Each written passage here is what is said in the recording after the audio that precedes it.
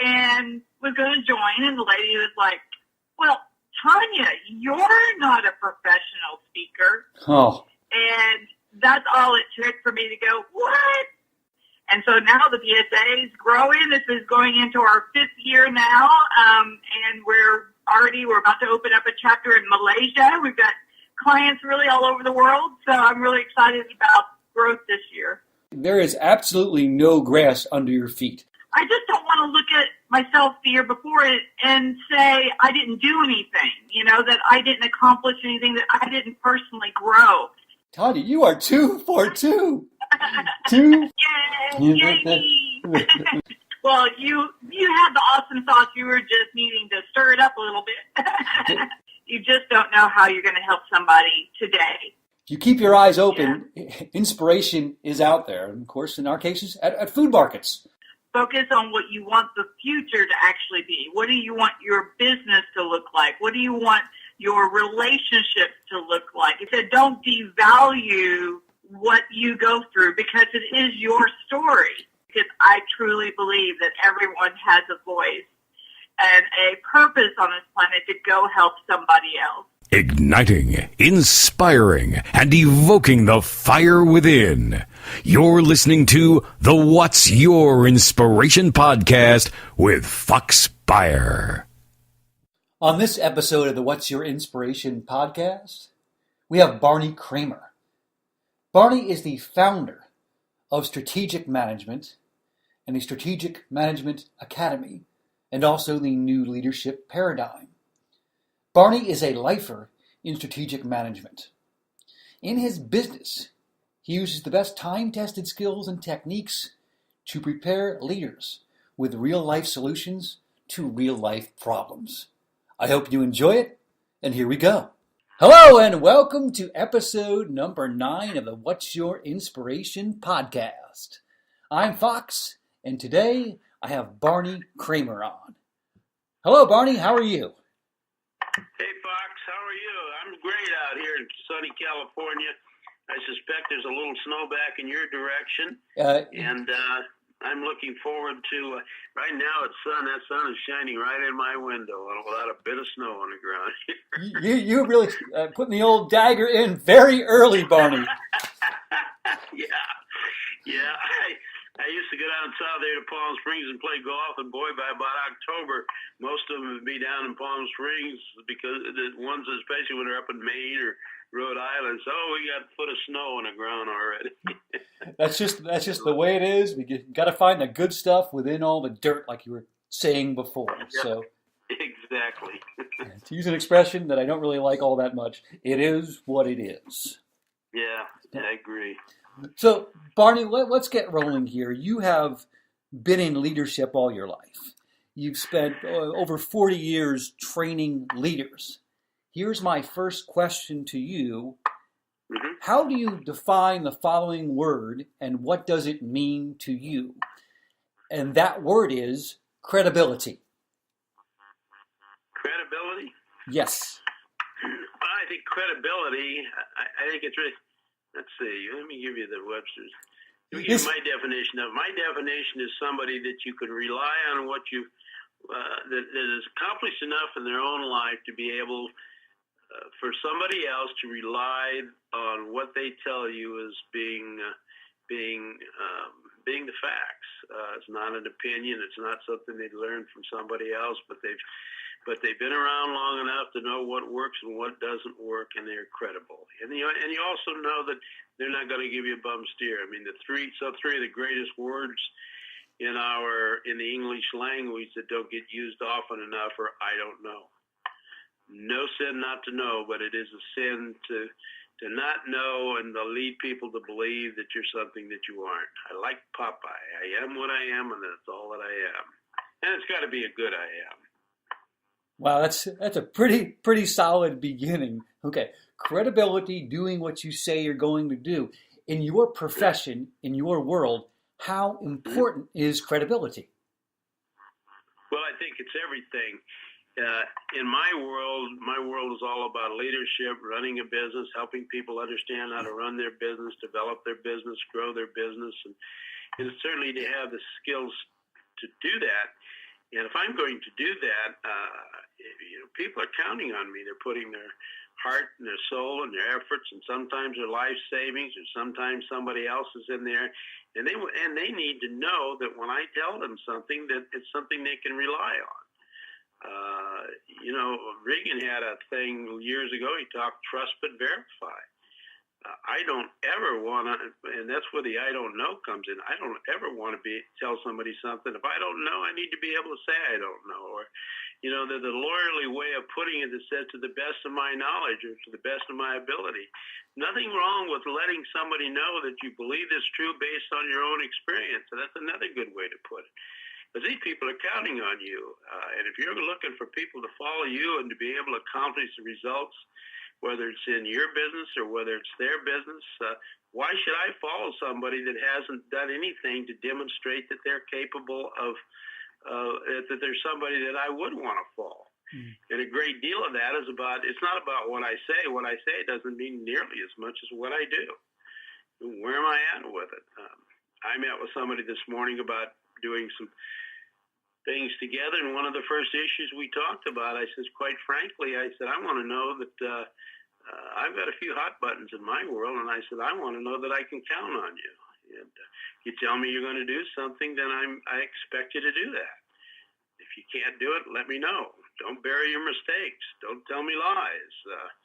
This world works best when we put our cards on the table and are willing to allow each other to, and it works very true. And, there's so much to learn in this world that none of us have the foggiest chance of learning everything there is to know.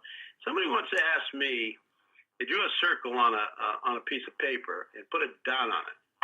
And the question was, and it was just out of the blue, mark out how much of that circle represents the full extent of your knowledge. And of course, he put a dot or she put a dot on it, and I've seen people draw off half the circle, and they just not think about that again. You're drawing out the amount of knowledge you have out of everything that's knowable in this world and this universe, and all of a sudden you start finding people that put dots on the paper and then little bitty dots on the paper. So the moral of the story is we need each other. Regardless, you and I can walk down that same street again and again and again, and at the end of, and stop on one corner, and your experience is going to be a little bit different than mine. Your perceptions are going to be a little bit different from mine. What you're going to learn is a little bit different than mine. And of course, the longer that street becomes, and the more years that we've spent time on Earth, I heard you on a show a while back, and you talked about a particular personal experience that I know it wasn't a comfortable one, but it was in fact your experience. Period. Yes. And so if we're going to get the most out of the world that we live in.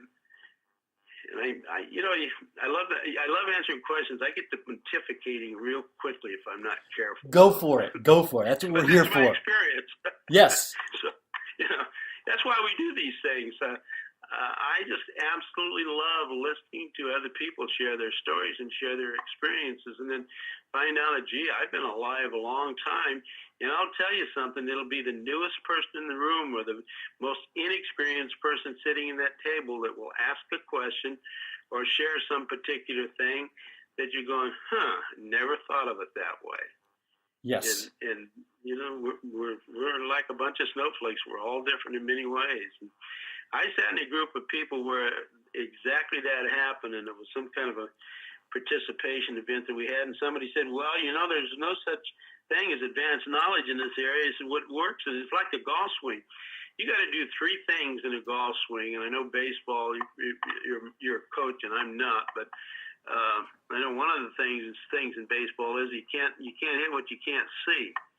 And in golf, if you haven't got the right stance, the right position, and the right grip on the club, I don't care what you do, you'll never be any good at that, because you can't swing the club in a way that is consistent. It won't be the same. And that's a lot of what's true in anything that you do. The kicker that misses it left and misses it right.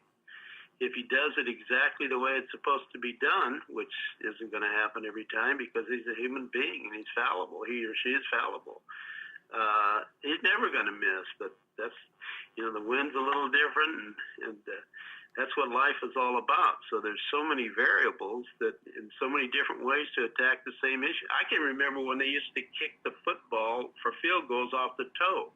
Yes. Now almost everybody out there is whacking them with the side of their foot because there's more strength in it. Gotcha. I love that. Yeah, we did it one way for a gazillion years, and all of a sudden somebody comes. I think the first guy I ever remember was somebody from the Miami Dolphins called Garo Yepremian. Yes. See, now I'm getting to know Yes, about how old you are. Part of the 1970s. Let's just say this. I'm a bit of a historian, so I'm familiar with the 1972 team. I believe he was the kicker on the undefeated team. Is that correct? That's exactly right. And he had Larry Zonka and what was it, Jim Kick? Yes. And I forgot. Was it Greasy? Was the quarterback? Greasy was the quarterback. Mercury Morris also in the backfield.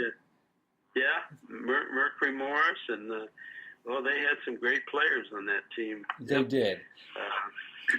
And I think great players that trusted each other, that were honest with each other, and obviously an organization that was honest and had great leadership skills. Yeah. For sure. Well, one of the things that we experience in life, or at least I experience, and I know because I am older now, and that's a good thing. I managed to survive the stupid things I did when I was young. Oh, dear. And boy, there was a lot of luck involved in that. Either that or it just wasn't my time. But, you start to realize at some point in your life that what you thought was important, what was going to make you happy, what was going to make this a well and wonderful world for you if you were like me, that isn't the answer to it. And when you find out what the answer is to it and you start getting a little older, you start realizing that I don't pick my friends in the same way that I used to. I like the people that I can be real and genuine with and that I can make a mistake with and it doesn't cost me a friendship. Right. I had to learn that if the only people that I had in my life were those, and that's true of a leader too. A leader who thinks that he or she has to be infallible in order to have somebody follow them is sadly mistaken, because that's not going to happen. There isn't a single person out there that's not going to make mistakes along the way. The question is, am I going to learn from my mistakes? Am I willing to listen and learn from others? And then those become what I would call teachable moments. Yes. And, it used to be if I made a mistake on it, somebody pointed out to me, well, I was not happy about it. And I can mount 101 defenses as to why my way was right. And you know what? And I was pretty good at that. One of my strengths has been the ability to persuade people to see my views and perspectives on it. And in my earlier days, I didn't always use that in the right way. And, I regret those times, and when it was possible, I made sure I cleaned them up. But it really is fun to say, this is what I am.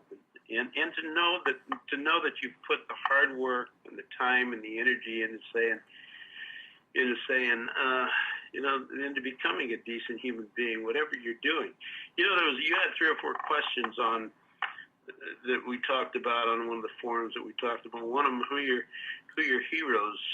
Yes, we'll get into that for sure. Yeah. And that's a tough question, because I have to tell you, I can go back and look at it, and I never had anybody that I could say, that's who I wanted to be.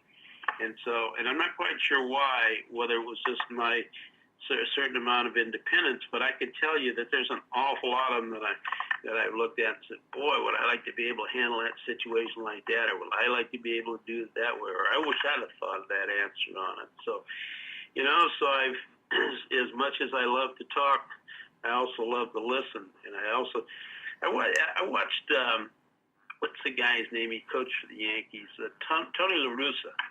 Yes. He was on Joe Buck's show not too long ago, and a friend of mine asked me what he was like, and I still haven't figured him out. Got you. Yes. He's got a great book out, and he's written a bunch of books, but I'm sure you're familiar with them. But he talks about, in his job, he never, ever left his job going home at night saying that he did everything the way he wanted it done. It was never perfect, ever. Yeah. And I found that interesting. Yeah. And that's troubling to somebody, and it was troubling to me in my youth. And then as I got older, I realized that it made me human. It was because I'm a human being, and I can't possibly be bright enough and smart enough and knowledgeable enough and experienced enough to be able to handle every situation that ever presents itself in the very best way. And sometimes there are more than one ways to handle a situation. But that takes I think enough success in life and enough maturity in life to say that it's okay to be wrong once in a while.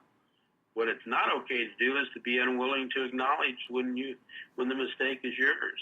Yes. Well, you want to find out a way to lose the troops that are following you is just be unwilling to acknowledge what everybody sees but you. Right.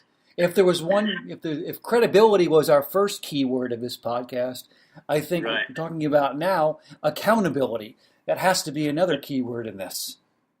Yeah, absolutely. You have to be prepared to say this is what happened, this is why I did what I did, and here's where my mistake was at. Exactly. Now, just summarizing, I have some experience. I was not alive during the 1972 Miami Dolphins perfect season, but I do understand that, and you say it so eloquently, that life will teach you how to live it if you live long enough. And of all the teachers in this world, I think experience is the best one. Is that agreed? Yeah. I would absolutely agree. In fact, I'll give you some of my own experience. Please do.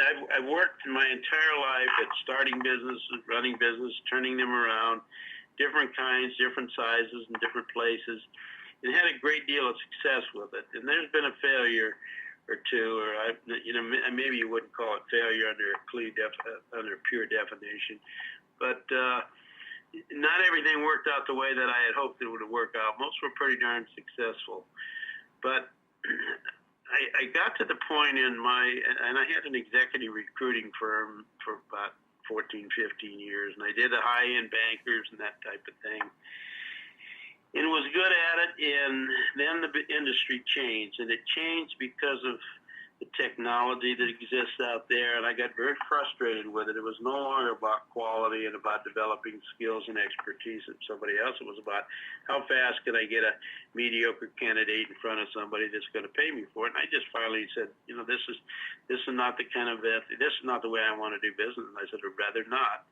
And I made a decision to do something differently. And in the process of that decision, a friend of mine who's been a business consultant all his life, and he's worked for other people. I mean, he's done work for other people and been very, very good and very, very successful at it.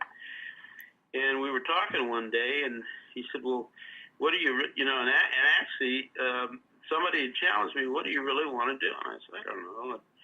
And I was struggling with it. And finally, I said to him, I said, well, I'd really love to be able to take what I've learned in my life and to be able to share that with other people and help them be successful in their businesses. And a lot of that does revolve around the people part, because it's the part of business I really like and love. And he said to me, he said, well, why don't you do that? And I said, I don't have a degree, a PhD in economics. I've got a graduate degree. And he said, no. He says, all you've done is all the things that we talk about and teach. You've been doing them all your life. Yes, you understand people. Yeah, and I was sort of speechless, and I sat there and I thought about it. I had to digest it for a little bit, and I didn't. I kind of begrudgingly said, I guess so.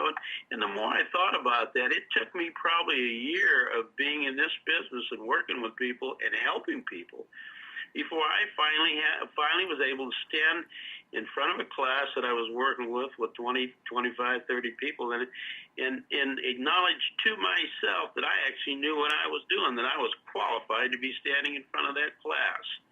Now, I'm not a young kid. I don't believe in giving credit where credit isn't due, or taking credit for things when it isn't due. And so, at a more, it's certainly I'm older than I ever thought I was going to get. I love it. And that's a good thing. I'm looking for 30 more years. So You better believe it. I'll be up in that triple digit territory at that time. But I finally had to recognize that, I didn't get a degree in economics, but by golly, I can tell you what it works. Well, am I a CPA? No, I'm not a CPA, but I can tell you I run budgets that had lots of zeros behind them. I like it. You know. And I can't tell you every accounting theory that's out there, but I know when something isn't working, and I know where to go to. I know how to figure out what's going on with it. And some of it's as simple as is it working or isn't it working? Right. And it's amazing how blind we can do that. So, it does take some time to be able to give ourselves the credit of saying, yeah, maybe I do have something to offer. Doing what you're doing is something that doesn't happen for everybody. Well, what do I have to say? So all of us have some real brilliances. The question is whether we're ever going to experience them.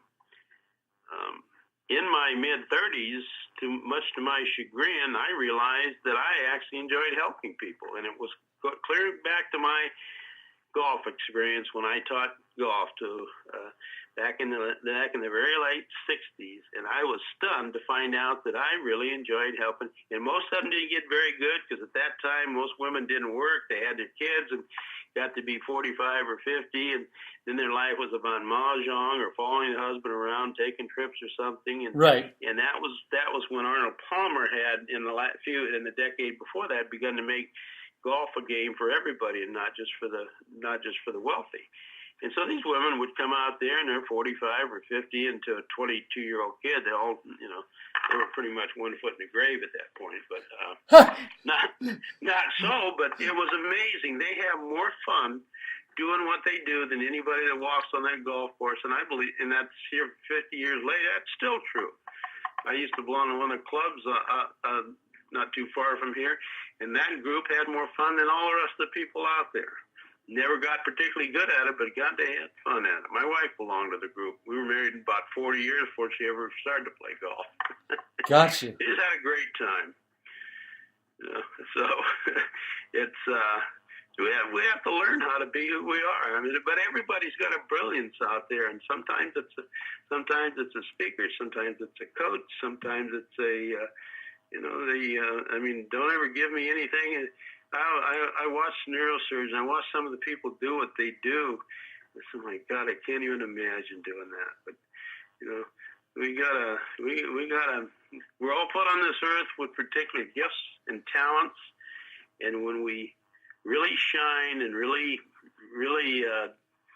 make a difference in this world, Fox, is when we use those gifts and use those talents in the way that it was intended for them to be used. That's why we've got them. Yes, I mean, for sure. And going back to a couple podcasts ago or maybe the last podcast with Tanya Hoffman, she was telling me a story kind of like you are now. She's out at a Whole Foods market and she reads something on a bag and it reads this way. Life is not about finding yourself. It's about creating yourself. So if you're willing to go through that process of, I don't know, I made a mistake, let's fix it, you'll understand that life is an endless process of creation. And number two, the impact that we have on each other is certainly, as you know, the greatest currency we can ever have. Yeah.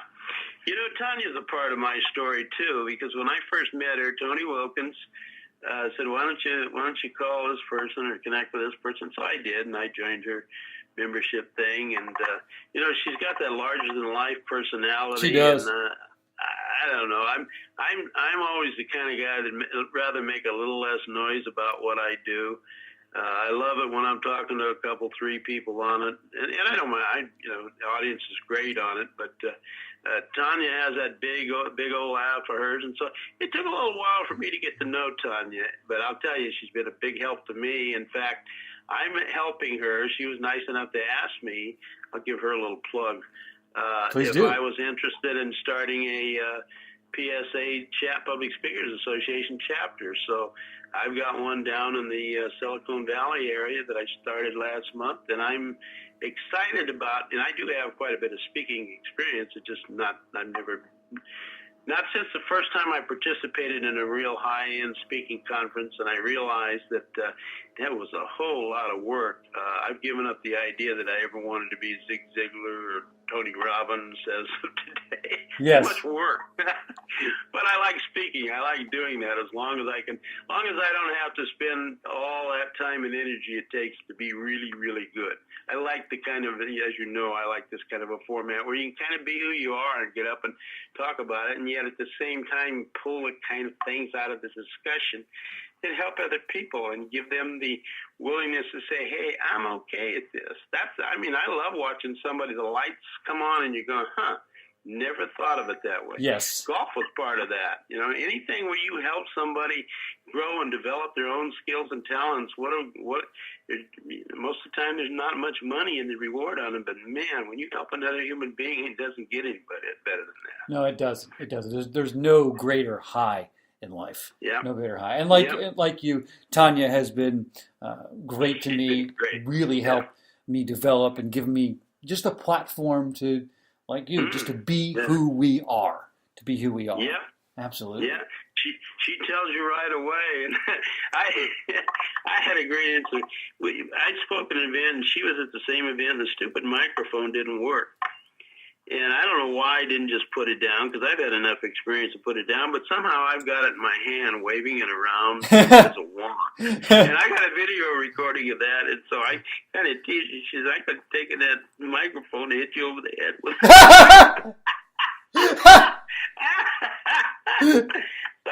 So I think the next time she asked me if I wanted to speak at something, I said, can I use a microphone?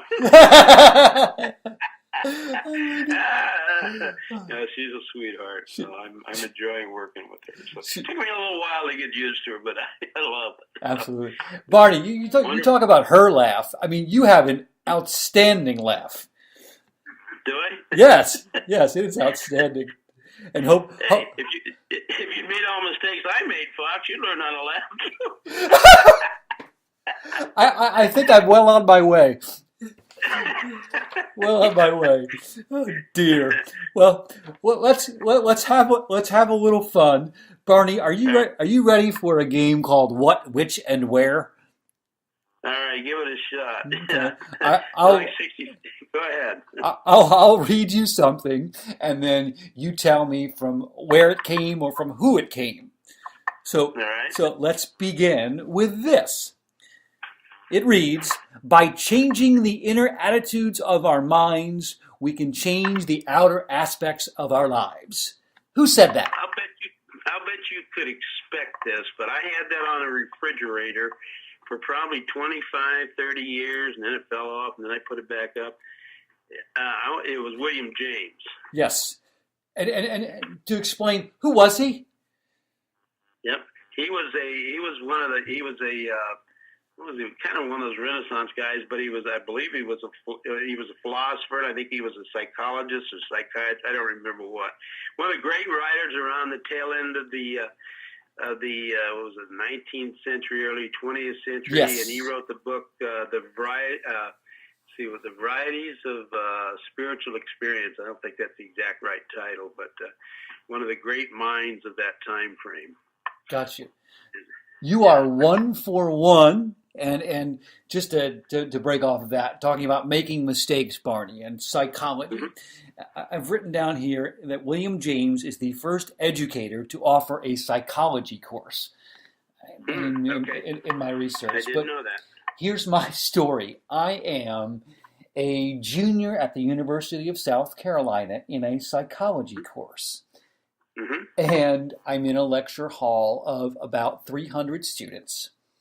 And the professor, Dr. Tucker, asks his students to give him an example of a condiment. And no one would ever raise their hands to his questions. And I just couldn't stand the silence. And I raised my hand and I said, napkins, and I meant it. Okay. So I've learned that napkins are not a condiment, and nope. And that's close, though. they're close. You're usually wiping condiments off, right? I mean, I'm sure you've had a hot dog at a baseball game and bit into your napkin for crying out loud. So, so from experience, I've learned that they are not a condiment. And for the rest of that semester, Barney, I was the kid on campus. Oh, you're the guy that said napkins in Dr. Tucker's class. It was not the way I wanted to get noticed. That's great. Not the way I wanted to get noticed. So anyway, let's move on to number 2 of what, which, and where. You are now 1 for 1, and Tanya Hoffman is the only player of this game, only guest that has gotten 3 out of 3. So you'll be in good company if you at least get this next one. Oh man, that's a high standard. We'll see. So the quote goes like this: "We'll all get to the peak together, or we won't get there at all." Well, this is purely a guess, so I don't think I need credit for that. That's probably Sir Hillary Edmund. Is she an actress? Mount Everest. Pardon me? Is she an actress? No, that was the first guy to ever climb Mount Everest. Yes. Okay, I'm sorry, I misheard you.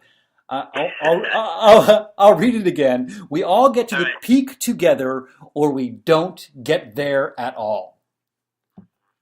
Well, that would be it. It sounds to me like I missed that question. I'm thinking it was the guy that climbed the first guy to successfully get to the top of Mount Everest. So I'm going to stand by my answer. Sir Hillary Edmund. It may be, but I have it as a quote from the movie Hidden Figures. You know what? And I saw that picture just recently. Yes. Too. What a great picture. Yes. That might have been the part where I was focused on the popcorn. I got you. And possibly eating a napkin as well. That's been 2 weeks ago. For old guys, that's a long time. It may be. Yeah, what a great picture that was. I've often, we saw it. Maybe it might have been 3 weeks ago. But it was a story I wasn't familiar with, and that's not surprising. I mean, when you take history, it just depends upon when you went to school as to what you think, what you learn about it. And sometimes it's history, and sometimes it's an interpretation. But what a phenomenal story! Interesting. When I saw a picture of I believe she was the oldest one, Johnson, I think is her name. I remembered when I saw her picture, having seen her at some kind of a ceremony or an award thing not that many years ago, and I don't know that I even remembered who she was when I was watching the picture. But boy, that's what I call persistence. Yes. Nothing was going to determine those 3 bright minds from doing what they were good at. Right. Yeah, Hidden Figures, about 3 African American ladies working at NASA, correct? Yep, absolutely. At the what do they call it? I don't know, Fairfax, not Fairfax, but in Virginia. That's exactly right. Working in NASA, and they were the reason, particularly the one that was working with Kevin Costner's character, whoever he was, that was the reason they were actually able to put a person in orbit and bring them back to Earth. And I remember the dramatic part about the go or no go. If they missed the numbers that they didn't really have a formula to work out, he'd have been out there forever in space. Got you. Yeah, it's a great picture. I have not seen it. I've just done some reading about. I'm sorry, I didn't know. Yeah, that's okay. That's quite okay. Yep. Gotta see it. I'll enjoy some popcorn and possibly some napkins during that picture. Oh dear. Okay. The last is a little quote, and it's about persistence. What a segue into this, and it goes like this. Barney, who said, wrote, or sung this? Knockdowns, they have them in trillions, but they are married to a trait called resilience. Once more? Sure. Knockdowns, they have them in trillions, but they are married to a trait called resilience. Wow. She got these 3 questions right? Well, these weren't the exact these are different ones. exact 3 Well, you questions. gave her the easy one. Boy, that's a good knockdowns they have. I'll say it one more time. I would say germs, probably. Germs, like the band. Yeah. Wow, like the band that Pat Smear was in. Yeah. Oh, that's awesome, Barney. You are comparing me to the band Germs, and I am flattered. Yeah, right. I mean, Pat Smear is a guy I grew up listening to because he was in the band Nirvana. But Barney, that quote is actually from my book called Letter Kindling. Really? Yes. Okay. It's from a poem called "It Comes Down to the Character of the Man." And who wrote the poem again? Me, Fox Beyer. Oh, you wrote it. Yes. Oh, okay. Yes. Okay, that's cool. I hadn't read it. Well, I need to read your book. That's okay. For me dragging you on the show, I will surely give you a copy of my book. Yeah. Well, wait a minute. On Limbaugh, they're giving away a 7+. Wait a minute now. I'll have zeros in the wrong direction. Have your book. Yes. I love it. My bank account. I'll have zeros going to the left instead of the right. Oh dear. Yeah. Yeah, I don't know what he was promoting. I guess just the Apple phone. I never did get on that part, but he was giving them away like crazy for a while. I gotcha. Well, I think I probably had the most fun on that what, which, and where. So, Barney, thank you. Yeah, you're quite welcome on. Well, 1 for 3. Hey, I could have made a lot of money as a baseball player. 1 for 3. You could have made a lot of cake, Barney. A lot of cake. Yeah, no, we'd be. I'd be.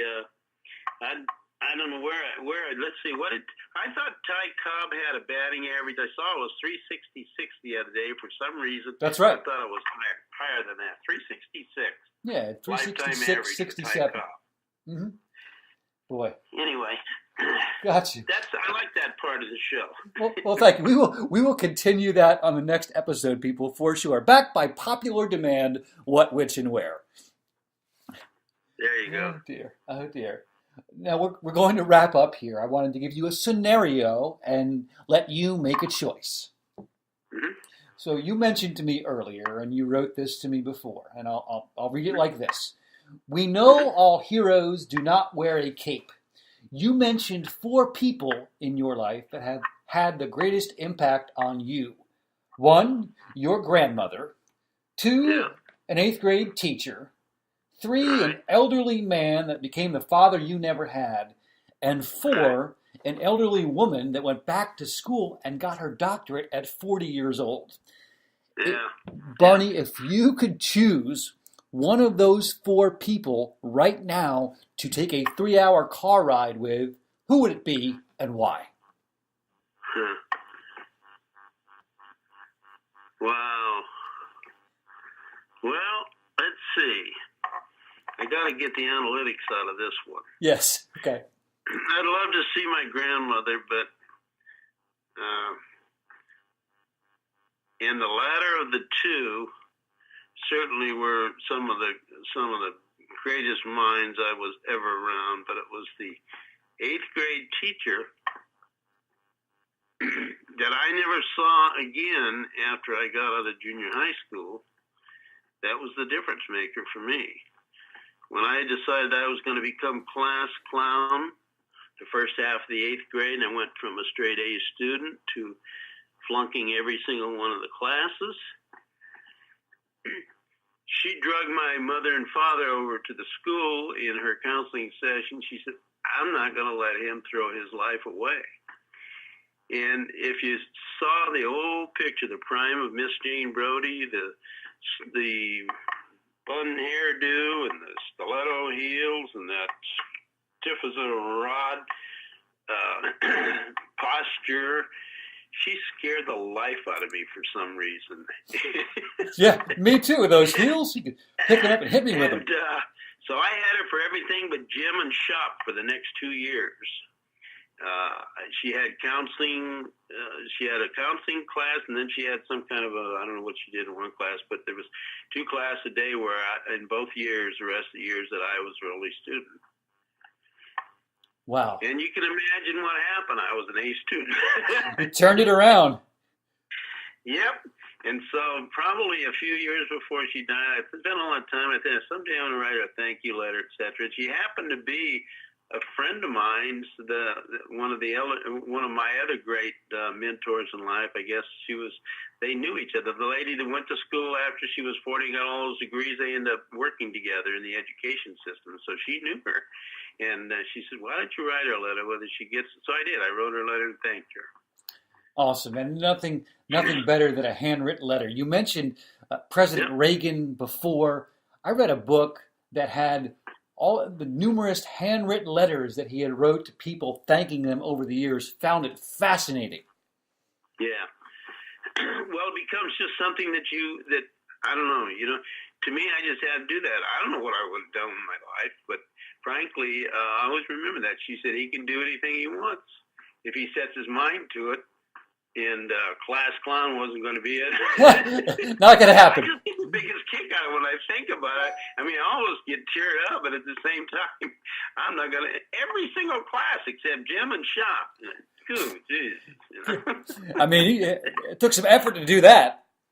Yeah. And she didn't have to do that. She did it for one reason. Yeah. So. For you. That would be the one. That would be the one. Barney, this has been. I didn't really know her, but I'd like to know more about what. I mean, I think I know why she did what she did, and come to find out when I got to know more about her, she didn't marry until late in life because she dedicated herself to the children that she taught, and it was junior high school from 12 or 13 to 15 or 16. Nothing tougher in our lives, and I was lost like a goose in the fog when I was that age. A goose in a what? Some would say I've been lost like that again. Got you. Oh, dear. A goose in a bog. I love it. A goose in the fog. And in the fog. Yeah, down here in the valley, you guys don't have geese back in New Jersey, but down here in the valley, we go goose hunting. Gotcha. A goose. And they get so foggy, they don't know where they're going either. Oh, a goose in the fog. So, an image of me eating a hot dog with a napkin on top of it, and then Barney as a goose in the fog. Yeah, a goose in the fog. Yeah, that describes the direction I had when I was 12, 13, 14 years of age. Gotcha. I don't think you're alone. I don't think you're alone, and I think you've come out of it great. Yeah, well, I appreciate that. It's been a wonderful experience being on your show, and I certainly wish you well in your efforts, and I thank you. You got a talent for doing. Tony was right. Do this. Yes, you agree? Yeah. Thank you. I appreciate it. All right, my friend. Well, I thank you for the invitation, and I look forward to working with you in the future. Sounds great. Before we go, Barney, I do have 2 more questions for you. One would be, how can people get in touch with you? And 2, who would you like to hear on an upcoming podcast? Let's see. How can they get in touch with me? That's pretty easy. I'll give you my personal email. It's Barney, BARNEY, at S as in Sam, M as in Mary, R as in Roger, A as in Apple, the number 1, .com. Barney at smra1.com. And let's see, who would I like to hear on the next podcast?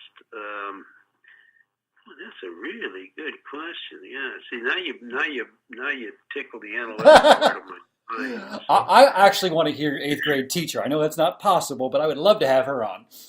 Yeah. No, it wouldn't be. So, regrettably, she passed away not too long ago. Well, let's see. Tony, my goodness.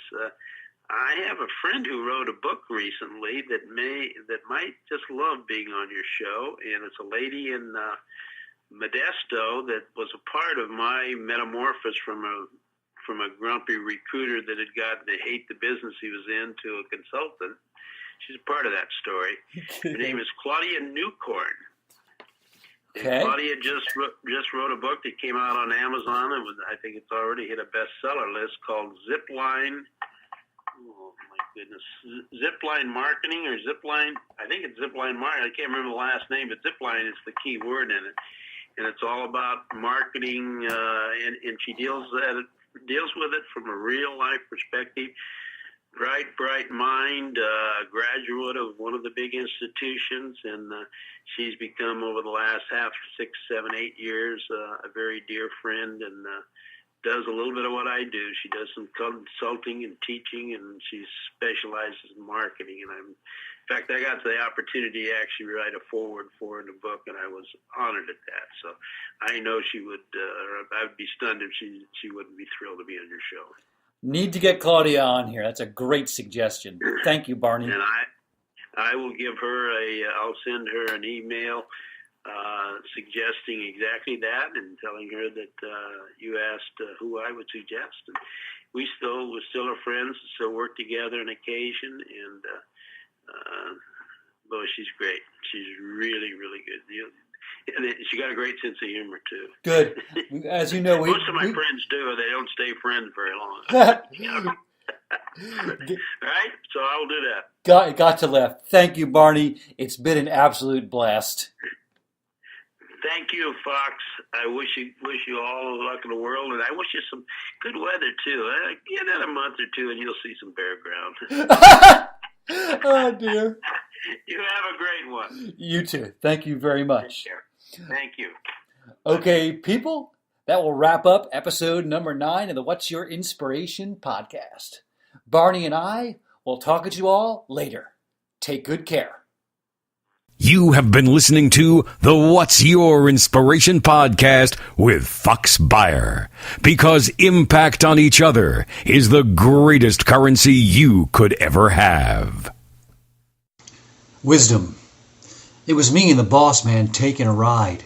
Murky and dark as we looked outside.